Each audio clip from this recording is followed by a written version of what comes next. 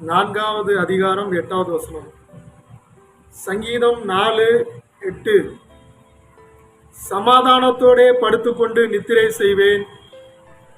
கர்த்தாவே, நீர் ஒருவரே என்னை சுகமாய் தங்க பண்ணுகிறீர் என்று தாவீது ராஜா விசுவாச அறிக்கை செய்கிறார். ஏனென்றால் தாவீது ராஜா அநேக யுத்தங்களை செய்து அவருடைய கரங்கள் இரத்த கரை படிந்திருந்தது. அவ்வளவு யுத்தங்களை செய்தார் இஸ்ரவேல் தேசத்திற்காக. அந்த தாவீது ராஜா சமாதானத்தோடு படுத்துக்கொண்டு நித்திரை செய்வேன். நீர் ஒருவரே கர்த்தாவே என்னை சுகமாய் தங்க பண்ணுகிறீர் என்று விசுவாசி அறிக்கை பண்ணுகிறார். நிச்சயமாகவே அவர் சமாதானத்தோடு படுத்துக்கொண்டு ஒவ்வொரு நாளும் நித்திரை செய்தார்.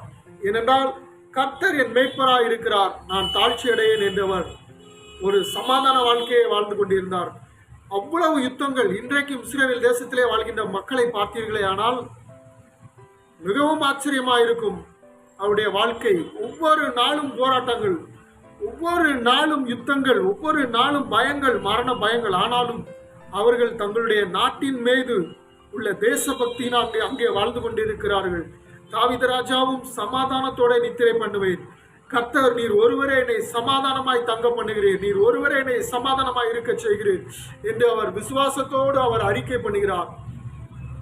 கர்த்தருடைய ஜனங்களாகிய நீங்களும் எத்தனை இடர்கள் வந்தாலும், எத்தனை பிரச்சனைகள் வந்தாலும், உங்கள் இருதயம் சமாதானத்தோடு இருக்க ஒரே வழி சிலுவையை நோக்கி பார்ப்பது, மரித்த இயேசு கிறிஸ்துவை நோக்கி பார்ப்பது, ஆணிகள் கடாவப்பட்ட அவருடைய கரங்களை பார்ப்பது, அவருடைய கால்களை பார்ப்பது, முள்முடி சூடப்பட்ட அவருடைய தலையை பார்ப்பது, அவருடைய சிரசு நமக்காக எவ்வளவு ஆணிகளால் குத்தப்பட்டது, அவருடைய வீட்டிலே விழாவானது இறக்கப்பட்டது, அதை நோக்கி பார்க்கின்ற பொழுது சமாதானம் இருதயத்திலே வருகின்றது.